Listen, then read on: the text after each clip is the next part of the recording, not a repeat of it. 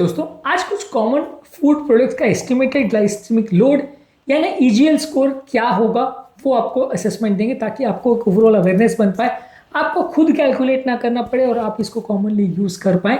आज के टॉपिक में हम आपको एस्टिमेटेड ग्लाइसेमिक लोड अलग अलग फूड प्रोडक्ट्स का कितना होगा इसकी असेसमेंट देंगे। ये चार्ट को आप अपने पास रखिएगा या उसको संभाल के रखिएगा या डाउनलोड करके या प्रिंट करके रख लीजिएगा, तो इससे आपकी मदद मिल जाएगी और अपने फूड प्रोडक्ट्स को सिलेक्ट करने में आपको सहायता होगी।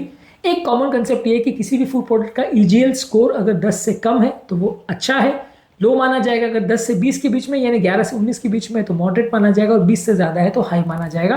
तो जितना ज़्यादा ईजीएल स्कोर ज़्यादा है उतना वो शुगर ज़्यादा बढ़ाएगा, उतना डायबिटिक कंट्रोल को बिगाड़ेगा, उतना आपकी हेल्थ के लिए ज़्यादा बुरा है। ये कॉन्सेप्ट को समझना जरूरी है। ईजीएल स्कोर ग्लाइसेमिक इंडेक्स से कैसे कंपेयर होता है, उसमें क्या फ़र्क है, इस पर हमने अलग से वीडियोज़ किए हैं। आज कॉमन स्कोर्स पर बात करेंगे, अलग अलग फूड प्रोडक्ट्स की आपको एक लिस्ट देंगे। टॉपिक पर जाने से पहले जो लोग हमारे चैनल पर नए हैं मैं रिक्वेस्ट करूंगा कि चैनल को सब्सक्राइब करें, वीडियोस को लाइक करें, शेयर करें, फॉलो करें, कमेंट करें, पूरा देखें। टॉपिक इंपॉर्टेंट है, एक्सक्लूसिव है, किसी और चैनल पर नहीं मिलेगा, इसे अंत तक देखिएगा। चलिए एक और लाइफ चेंजिंग वीडियो शुरू करते हैं।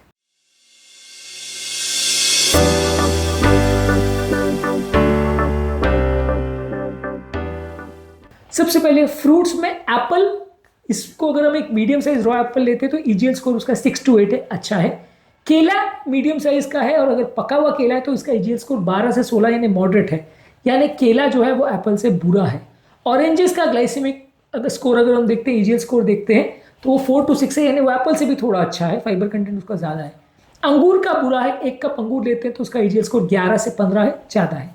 तरबूज का एक कप अगर लेते हैं वाटरमेलन का तो 4 to 6 है, भले वो ज़्यादा मीठा है लेकिन क्योंकि उसमें 90% पानी होता है तो उसका ईजीएल स्कोर कम होगा, तो वो कंपैरेटिवली अच्छा है। लेकिन अगर तरबूज ज़्यादा मात्रा में खाया जाएगा यानी पोर्शन का ध्यान नहीं रखेंगे तो ये स्कोरिंग सिस्टम से कुछ फ़ायदा नहीं होगा और ज़्यादा खाया जाएगा तो ज़्यादा शुगर बढ़ जाएगा।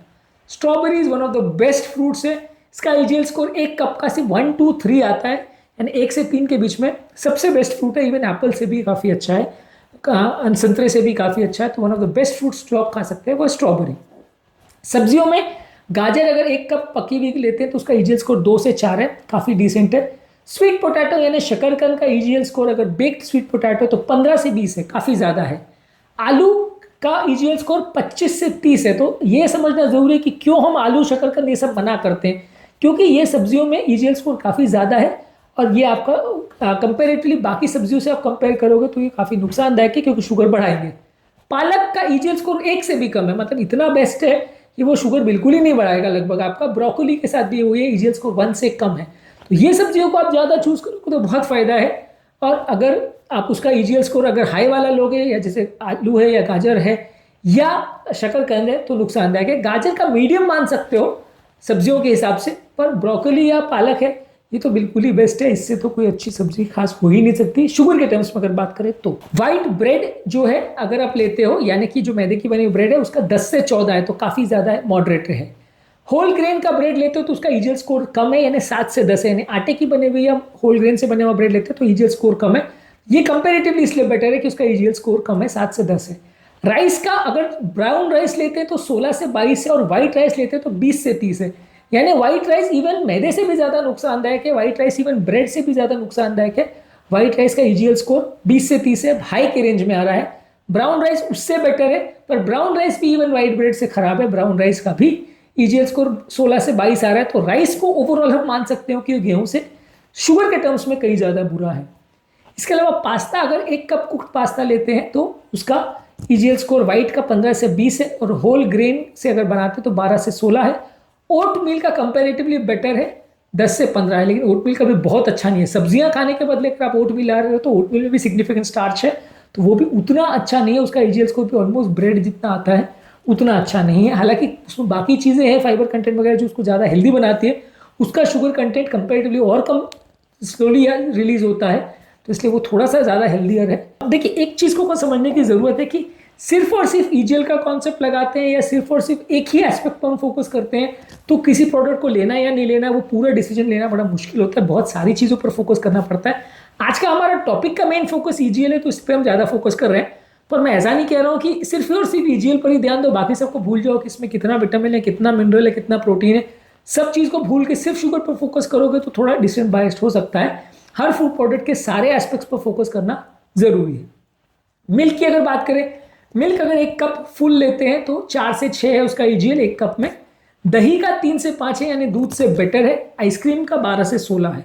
आइसक्रीम का मॉडरेट रेंज में जाता है, और जितना ज़्यादा वो मीठा आइसक्रीम है या जितना ज़्यादा वो अलग तरह से बनाया हुआ है वो और ज़्यादा है। यहाँ पे हम डेजर्ट्स की बात नहीं कर रहे। ज़्यादातर जो मार्केट में मिलता है आइसक्रीम के नाम पे वो डेजर्ट होता है, यानी कि दूध से नहीं बनाया जाता, वो पाल्म ऑयल से बनाया जाता है, तो वो और नुकसानदायक है। वो आइसक्रीम की कैटेगरी में नहीं आता। आजकल आपने देखा होगा कि बहुत सारे जो सो कॉल्ड आइसक्रीम्स है उसके कंटेंट पे फ्रोजन डेजर्ट लिखा होता है। फ्रोजन डेजर्ट यानी कि मीठा मिठाई है जिसको आपने ठंडा करके सर्व किया है। वो बेसिकली पाम ऑयल से बनता है, तो ज़्यादा नुकसानदायक है, उसको आप दूध से कंपेयर नहीं कर सकते। आइसक्रीम की अगर बात करें तो यहाँ पर हम दूध को जमा करके बना रहे हैं, तो वो थोड़ा सा हेल्दियर है as compared to frozen dessert. इसके अलावा अगर दालें और चने की बात करें तो दालें का ईजीएल अगर कुक में लेते हैं तो 6 से 10 है, चनों का 10 से 15 है, और काली बीन्स वगैरह का 7 से 12 है। तो कंपेरेटिवली ये मॉडरेट रेंज में आते हैं। बहुत अनहेल्दी नहीं, बहुत ज़्यादा सब्जियों जितने हेल्दी नहीं, लेकिन मीडियम है, पर इसमें प्रोटीन सिग्निफिकेंट रहता है, तो इसमें वो एस्पेक्ट के हिसाब से ज़्यादा अच्छे हैं। स्नैक्स और स्वीट्स की अगर बात करें तो चॉकलेट बार का 20 से 25 है, काफ़ी ज़्यादा है। पोटैटो चिप्स का 6 से 9 है, तो कंपेरेटिवली वो अगर सिर्फ शुगर की बात करें तो वो उतना बुरा नहीं है। पर अगेन मैं वही कह रहा हूँ कि यहाँ पे सिर्फ एक ही एस्पेक्ट पर फोकस नहीं करेंगे, क्योंकि यहाँ पे ऑयल जा रहा है। ऑयल का ईजीएल लेवल कम होगा क्योंकि वो शुगर नहीं बढ़ाएगा, वो दूसरी तरह से नुकसान करेगा। तो यहाँ पे आपको ये नहीं बोलना है कि क्योंकि पोटैटो चिप्स का ईजीएल बहुत अच्छा है तो डायबिटिक पेशेंट उसको ज़्यादा खा सकता है। वो शुगर नहीं बढ़ाएगा, कोलेस्ट्रॉल बढ़ा देगा, तो बाकी नुकसान कर देगा। तो हर चीज़ के हर एस्पेक्ट पर आपको फोकस करना पड़ेगा। आपको ऐसा नहीं है कि एक ही चीज़ पर ध्यान दो और बाकी चीज़ को भूल जाओ। इसके अलावा पॉपकॉर्न का ईजीएल वैल्यू 2 से 4 है, कैंडी बार का 30 से 40 है। कैंडी बार का बहुत ज़्यादा है, तो अगर आइसक्रीम चॉकलेट कैंडी कुछ भी इस तरह की खाते हैं तो इसका ईजीएल वैल्यू ज़्यादा होगा, सब हाई रेंज में आएगा। बिल्कुल नहीं खाना है डायबिटिक्स को। बेवरेजेस का सोडा का जो कोल्ड ड्रिंक्स है उसका 25 से 30 है, यानी बहुत ज़्यादा हाई है, बिल्कुल नहीं लेना है। स्मूदी ले रहे हैं कोई भी तो उसका भी 20 से 30 है, बहुत ज़्यादा हाई है। ऑरेंज जूस का भी कम नहीं है, ऑरेंज जूस का भी 10 से 14 है। याद रखिए ऑरेंज का हमने जब किया था तो हमने डिस्कस किया था कि उसका 4 से 6 है, तो यानी बहुत कम है। ऑरेंज जूस का 10 से 14 है, यानी शुगर वो ज़्यादा बढ़ाएगा। चाय कॉफ़ी अगर बिना हम शुगर डाले उसको लेते हैं या बिना दूध के लेते हैं, ब्लैक टी ब्लैक कॉफ़ी ले रहे हैं तो उसका ईजीएल 0 है, क्योंकि ब्लैक टी ब्लैक कॉफ़ी में कुछ भी शुगर नहीं जा रहा है। हाँ, अगर उसमें दूध डाल रहे हैं, चीनी डाल रहे हैं तो ज़्यादा होगा। इसके अलावा प्रोसेस फूड की बात करें तो पिज़्ज़ा के एक स्लाइस का ईजीएल वैल्यू 20 से 25 है, हैमबर्गर का 15 से 20 है, और फ्रेंच फ्राइज का 20 से 30 है। यानी फ्रेंच फ्राइज इसमें पिज़्ज़ा से भी बुरा है, और इसमें और ज़्यादा ईजीएल वैल्यू जाएगा, और उसमें साथ में बहुत सारा ऑयल भी जाता है, तो और ज़्यादा नुकसानदायक है। On an average non starchy vegetables, nuts और मोस्ट फ्रूट्स में अगर ईजीएल वैल्यू 0 से 10 है तो उसको बेटर माना जाएगा। मॉडरेट ज़्यादातर होल ग्रेन्स और कुछ फ्रूट्स में आएगा, इसमें शुगर वैल्यूज में कम मीडियम इंपैक्ट आएगा। 11 से 19 का ईजीएल वैल्यू को मॉडरेट मानते हैं, और हाई ईजीएल जिसका 20 से ज़्यादा है वो बहुत ज़्यादा इंपैक्ट करेगा आपके ओवरऑल शुगर वैल्यूज़ पर। तो ये जानना और समझना ज़रूरी है। आज के टॉपिक में हमने बात करी कि कौन कौन से फूड प्रोडक्ट्स का ईजीएल वैल्यूज़ कितना है, और वो हमारे डाइट को किस तरह से इंपैक्ट करता है, ओवरऑल हमारी हेल्थ को, शुगर वैल्यूज़ को कैसे इंपैक्ट करता है। सारा डिसीजन सिर्फ ईजीएल वैल्यूज़ पे हो ऐसा नहीं है, ये सोच का तरीका गलत है। बहुत सारे एस्पेक्ट्स को ध्यान रख के फिर डिसाइड करना चाहिए कि किस फूड प्रोडक्ट को लेना चाहिए, किसको नहीं, कौन सा हेल्दी है और कौन सा नहीं। उम्मीद करूँगा कि आज के टॉपिक में कुछ नई बातें जानने को मिली होगी। जो लोग हमारे चैनल पर नए हैं उन्हें रिक्वेस्ट करूँगा कि चैनल को सब्सक्राइब करें, वीडियोज़ को लाइक करें, शेयर करें, फॉलो करें, कमेंट करें पूरा।